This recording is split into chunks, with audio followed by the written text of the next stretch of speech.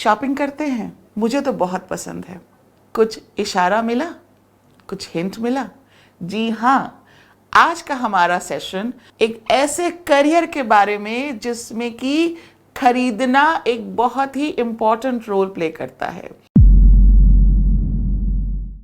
Hello viewers, once again, welcome to our new session on career counseling.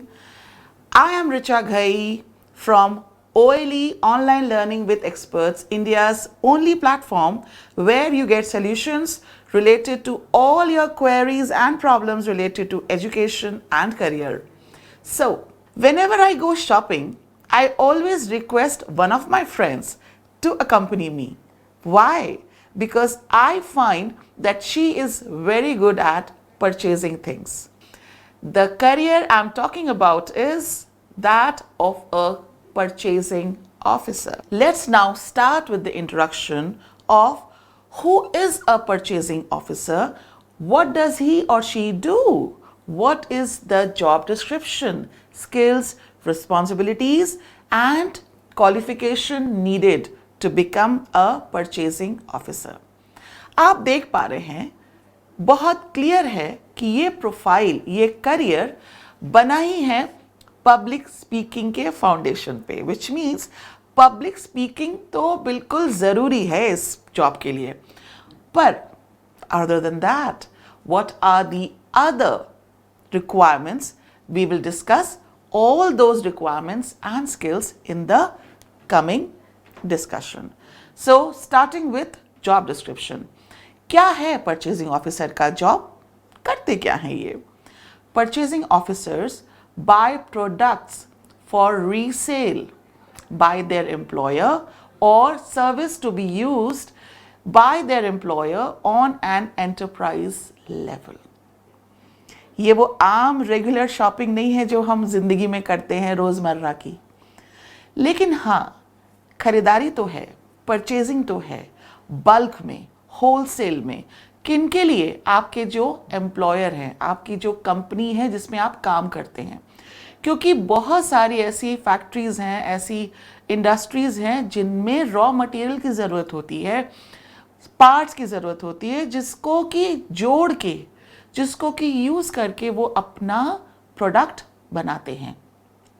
They also purchase raw material for production facilities. The other tasks included are evaluating product quality. जो भी product बन रहा है और उस product को बनाने के लिए जो भी मटेरियल यूज़ हो रहा है उसका quality inspection is the part of the job of a purchasing officer. Researching different vendors. Naturally आप वहीं से सामान खरीदते हैं ना जहां से आपको क्वालिटी अच्छी पर दाम सस्ता मिलता है। ये काम परचेजिंग ऑफिसर भी करते हैं, क्योंकि उनका भी तो यही होल सोल ऑब्जेक्टिव होता है कि हमें का मतलब ऑर्गेनाइजेशन जिसमें वो काम कर रहे हैं उनको best quality at the lowest price मिले। सो उसके लिए वेंडर से मिलना, उनकी कोटेशंस लेना, उनसे मीटिंग्स करना या जानना कि कहाँ कौन सा मटेरियल, कौन सा प्रोडक्ट, कौन सा आइटम कितने दाम पे और किस क्वालिटी का मिल रहा है। नेगोशिएटिंग कॉन्ट्रैक्ट्स, नेगोशिएटिंग स्किल्स, मोल भाव करना, आम भाषा में इसको बोलते हैं, नेचुरली बहुत ज़रूरी है। वो भी तब जब हम बात बल्क बाइंग की कर रहे हैं, बल्क परचेजिंग की कर रहे हैं। यहाँ पे कोई एक दो चीज़ों की बात नहीं हो रही है। Maintain stock levels. Purchasing officer का ये भी काम होता है कि जिस ऑर्गेनाइजेशन में, जिस कंपनी में वो काम कर रहा है, वहाँ पे स्टॉक्स कितने घट रहे हैं, कितना और सामान चाहिए, कितना प्रोडक्ट बन के बाहर जा चुका है, मैन्युफैक्चर हो चुका है। This all is the task of a purchasing officer. Conduct research, जानना कि कहाँ से कौन सा प्रोडक्ट या रॉ मटेरियल अच्छे दामों पर मिल सकता है, उसके लिए market survey and research is very important.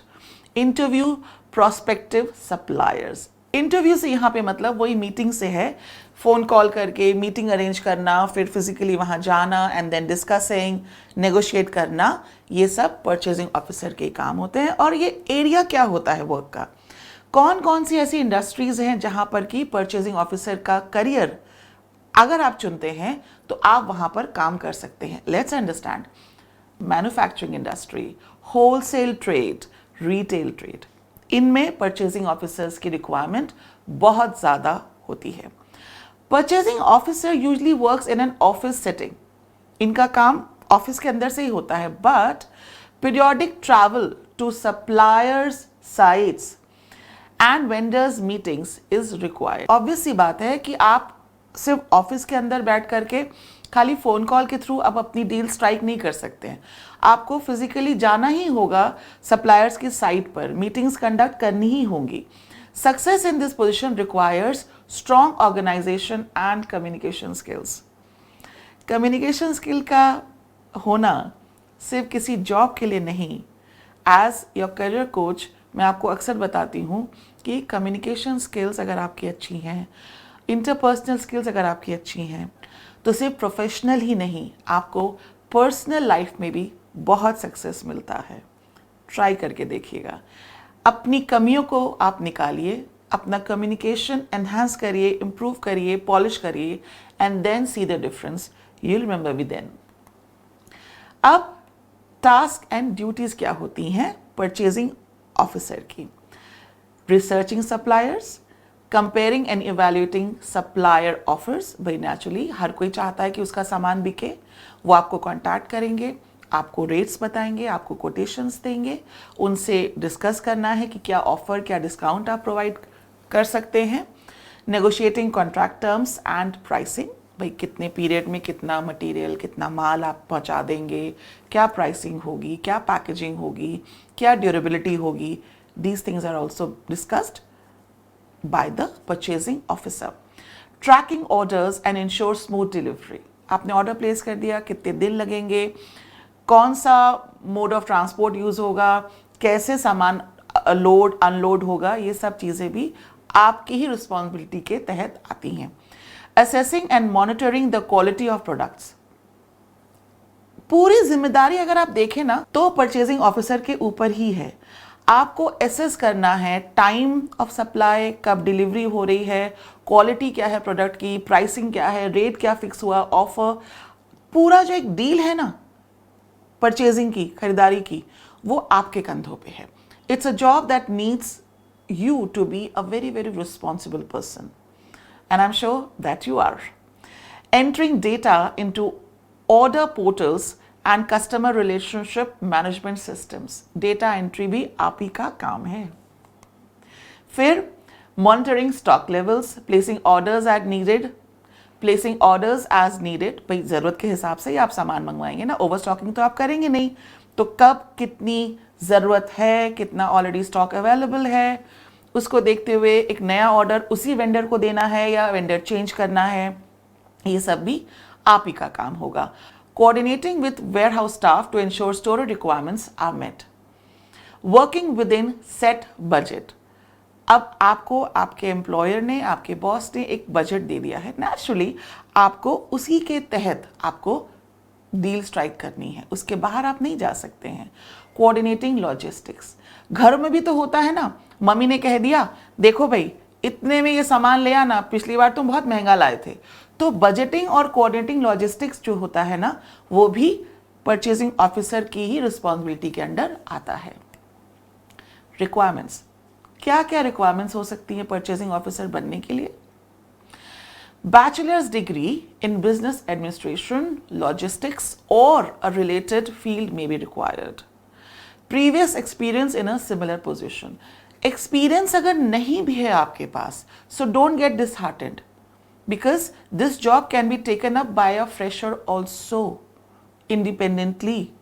ऐसा नहीं है कि एक्सपीरियंस होल्डर्स, हाँ एक्सपीरियंस अगर है तो डेफिनेटली किसी भी फील्ड में, खाली इस फील्ड में नहीं, किसी भी फील्ड में यू हैव एन एडवांटेज. लेकिन ऐसा नहीं है कि फ्रेशर्स को इस फील्ड में या इस करियर में अपॉर्चुनिटीज नहीं मिलती हैं. Proficiency in the relevant management software programmes. आप प्रोफिशिएंट होने चाहिए उससे रिलेटेड जो सॉफ्टवेयर प्रोग्राम्स हैं, क्योंकि भाई today is a world of technology based functioning. Superb written and verbal communication and negotiation skills. मेरी वो दोस्त जिसके बारे में आपसे मैं बात कर रही थी, इतना अच्छा बोलती है कि कोई भी सेलर, कोई भी दुकानदार उसकी बातों से इंप्रेस होकर के खुद ब खुद दाम कम कर देता था। ये स्किल सब में नहीं होता है। तो you have to have super communication skills, written भी, बिकॉज यहाँ पे बहुत ज़्यादा ईमेल्स के थ्रू भी कम्युनिकेशन होता है। तो the language in the written form also has to be very convincing, very impressive. Verbal तो होनी ही चाहिए। और नेगोशिएशन स्किल, ये तो इट्स लाइक गिवन, होनी ही चाहिए। मोल भाव करना नहीं आया तो फायदा क्या हुआ। Great organisational and planning skills, you have to be very good at organizational and planning skills। पूरी प्लानिंग करना, रिसर्च करना, मीटिंग करके एक मेंटल मैपिंग करना, ये डिसाइड करना कि क्वालिटी तो अच्छी नहीं है पर रेट कम है सो उसको नहीं लेना, या क्वालिटी बहुत अच्छी है पर रेट ज़्यादा है तो उसमें कैसे उसको नेगोशिएट करके उसको कम करवाने हैं रेट्स। ये सारी चीज़ें प्लानिंग के तहत ही आएंगी। और ऑर्गेनाइजेशन से मतलब ये हुआ कि you have to know what is needed, how much is needed, when it is needed, how much is left, what more to be brought, right? Moving ahead, to identify market, ये ability आपके अंदर होनी चाहिए कि market को identify करें कि कहाँ से कौन सा सामान उठाया जा सकता है। एक प्रॉपर साउंड डिसीजन लेने की कैपेबिलिटी आपके अंदर होनी चाहिए अंडर हाई स्ट्रेस एनवायरनमेंट। सारा प्रेशर आपके ऊपर है ना। अगर आपने रॉ मटेरियल या वो जो आइटम्स हैं, जो पार्ट्स हैं जो आपको खरीदने हैं, उसी से आगे चल के आपकी कंपनी में मैन्युफैक्चरिंग होगी या प्रोडक्शन होगा, अगर आपसे गलती होगी तो पूरी चेन डैमेज हो सकती है। So this is a job that needs lot of careful observational skills. The ability to follow client specifications, आपके एम्प्लॉयर ने, आपके क्लाइंट ने, व्हेन आई से क्लाइंट, यहाँ पे क्लियर मैसेज आ रहा है कि आप इस जॉब को करके इंडिपेंडेंट, इंडिपेंडेंट कैसा independent, financially independent, self reliant बन सकते हैं। और ये जॉब आप एज एन इंडिविजुअल भी कर सकते हैं instead of only being associated with an organisation. You can do it for different clients. You can also do it as a multitasking work. The ability to follow client specifications, you have to have the ability to multitask, prioritize कौन सा काम पहले कौन सा काम बाद में, ये सब जगह ज़रूरी होता है, खाली इस जॉब में नहीं वैसे। And manage time efficiently. Time is money, we all know that. Excellent networking and time management skills. Accurate and precise attention to detail. Details में जाना, किसी भी प्रोडक्ट की पूरी गहराई में जांच परख करना, वो आप ही का काम है। Because you cannot afford to make a mistake. As I told you, the entire responsibility of the quality and pricing which would lead to further revenue generation, profit building of the company is dependent on you. Understanding of supply chain procedure, supply chain का जो process होता है उसकी nitty-gritties, उसकी minute detailing समझना, जानना आपके लिए ज़रूरी है। Ultimately purchasing officer is expected to create and maintain good relationships with key suppliers to ensure merchandise is high quality and delivered on time. Ultimately आप ही वो शख्स हैं, आप ही वो ब्रिज हैं, आप ही वो बीच की कड़ी हैं जिसकी वजह से इंश्योर होता है क्या कि मर्चेंडाइज की क्वालिटी हाई है और डिलीवरी ऑन टाइम है और production is also smooth. Purchasing officer tools of the trade, वो कौन से टूल्स होते हैं जो कि परचेजिंग ऑफिसर के काम को आसान बनाते हैं। Spreadsheet software, spreadsheet is used to compile and analyze financial reports and to compare supplier prices, right? Inventory management software, purchasing officers use this software to reorder products or supplies that are running low. मैंने आपसे बताया ना कि कब दोबारा order करना है, उसी वेंडर को करना है कि नहीं, या वेंडर चेंज करना है, कितना स्टॉक बचा है, कितना रन आउट हो रहा है, कितना कम है, ये सारी चीज़ें कैसे आप मेंटेन करेंगे? नेचुरली इन्वेंट्री मैनेजमेंट सॉफ्टवेयर से। अब मेरे जो व्यूअर्स हैं वो कंफ्यूज ना हो जाएं, उसके लिए मैं ये आपको बताना चाहती हूँ कि परचेजिंग ऑफिसर से रिलेटेड कुछ टर्म्स हैं, जॉब्स हैं, जिसको कि जब आप सुनेंगे तो तुरंत समझ जाइएगा कि ये परचेजिंग ऑफिसर वाला ही जॉब है, ये जॉब बिल्कुल परचेजिंग ऑफिसर जैसा ही जॉब है। कुछ ऐसे टर्म्स हैं जिससे मुझे आपको फेमिलराइज करना बहुत ज़रूरी है, so that the viewers don't get confused and get stuck only on the word purchasing officer. वो सिमिलर वर्ड्स क्या हैं, टर्म्स क्या हैं? Procurement officer, same as purchasing officer.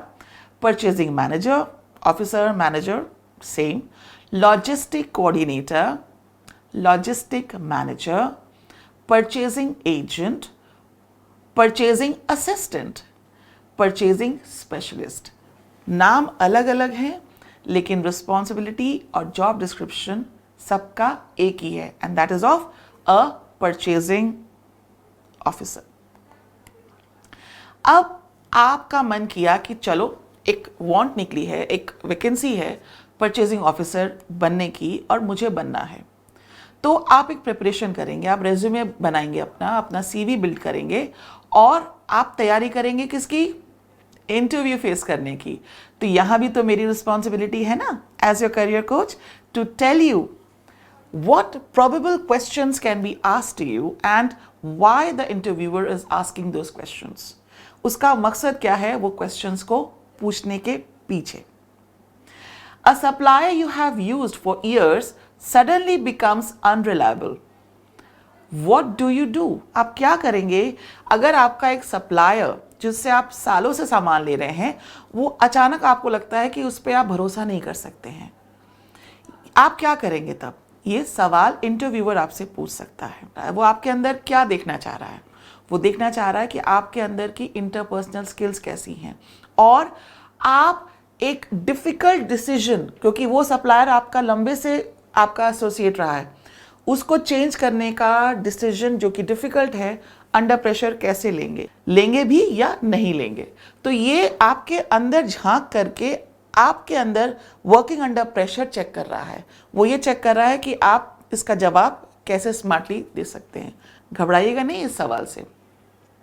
फिर which questions would you ask a potential supplier or vendor in an interview? भाई interview का मतलब बताया था ना, मीटिंग जो आपकी हुई पोटेंशियल सप्लायर या वेंडर से, तो आप कैसे बात करेंगे, आप कौन कौन से सवाल पूछेंगे उस वेंडर से या सप्लायर से जिससे आप फ्यूचर में सामान खरीदना चाहते हैं। तो ये आपके अंदर ढूंढ रहा है क्या, इंटरव्यूअर जो है वो क्या तलाश रहा है आपके अंदर। He is trying to understand how good are you at research skills and the ability to identify suitable suppliers and vendors. ये जानना चाह रहा है कि आपके क्या पैरामीटर्स हैं, आपके लेट डाउन मेथड्स क्या हैं, तरीके क्या हैं जिससे कि आप एक अच्छा सप्लायर या वेंडर ढूंढेंगे। What are your most successful negotiation strategies for dealing with suppliers? आपकी strategies क्या हैं, आपके तरीके क्या हैं, वो जानने के लिए वो आपसे ये सवाल पूछ सकता है।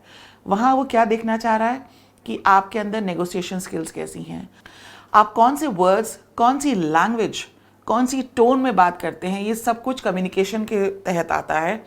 आपकी कम्युनिकेशन स्किल्स, इंटरपर्सनल स्किल्स और प्रॉब्लम सॉल्विंग स्किल्स को वो फाइंड आउट करने की कोशिश करेगा ये सवाल पूछ के। फिर someone you know is stealing stock, how do you proceed? आपके साथ कोई आपका परिचित है जो स्टॉक में से चोरी कर रहा है, आप ऐसे सिचुएशन से कैसे डील करेंगे? अगेन वो आपको टेस्ट कर रहा है, वो जानना चाह रहा है कि आपके अंदर कितनी स्ट्रॉन्ग लेवल ऑफ इंटीग्रिटी है, कितना पर्सनल कोड ऑफ एथिक्स है आपके अंदर, कितने आप एथिकल हैं, कितने आप मॉरल हैं, कितने आप मॉरली फंक्शन करते हैं, कितना आप प्रिंसिपल्ड और वैल्यू बेस्ड आपका काम करने का तरीका है। Can you describe a time when your purchasing decision benefited a company? ये बहुत पॉजिटिव क्वेश्चन है, वो आपको एक मौका दे रहा है अपनी काबिलियत प्रूव करने के लिए कि भाई बताइए कि आपके परचेजिंग डिसीजन से कभी फायदा हुआ है आपकी कंपनी को। इट्स अ ब्रिलियंट क्वेश्चन, बहुत स्कोप है इसमें खुद को साबित करने का। आपको अपना पोटेंशियल और अपनी negotiation, purchasing skills, communication skills दिखाने का बेहतरीन मौका है ये क्वेश्चन। उसके बाद, how much does a purchasing officer make और अर्न इन इंडिया? सैलरी या इनकम की बात हो रही है। अगर आप सेल्फ रिलायंट बनना चाहते हैं तो आपको ये भी तो पता होना चाहिए ना कि इस करियर को ऑप्ट करके आप साल भर में या महीने भर में कितना कमा सकते हैं। प्लीज इस फिगर को आप एवरेज तक ही रखिएगा, मेरी रिक्वेस्ट है आपसे, इसको एक फाइनल फिगर मत मान लीजिएगा। The average purchasing officer salary in India yearly is somewhere around 3,63,509. I repeat, is just an average figure. The figures definitely go higher than this also as you develop experience and expertise. The monthly salary for purchasing officer is somewhere around 28,831 rupees. Once again, is just an average figure. Now, as I end today's session on purchasing officer, I must share one very interesting expression, lines said by Warren Buffett. He says, price is what you pay, value is what you get. ये जो lines है ना, मैंने आपके साथ क्यों share करी? क्योंकि जो भी आपको हायर करेगा, जो भी आपको एज अ परचेजिंग ऑफिसर अपने साथ जोड़ेगा, उसका यही मकसद होगा। वो चाहेगा कि आपके ज़रिए वो दे तो प्राइस, लेकिन बदले में उसको high quality, good value for money in terms of raw material और पार्ट्स और एनी अदर प्रोडक्ट आप उसको ला के दें। So, on this very, very interesting fact and note, I would like to say bye-bye to you all. Thank you for being a part of my session. See you next time. Till then, bye-bye. Take care.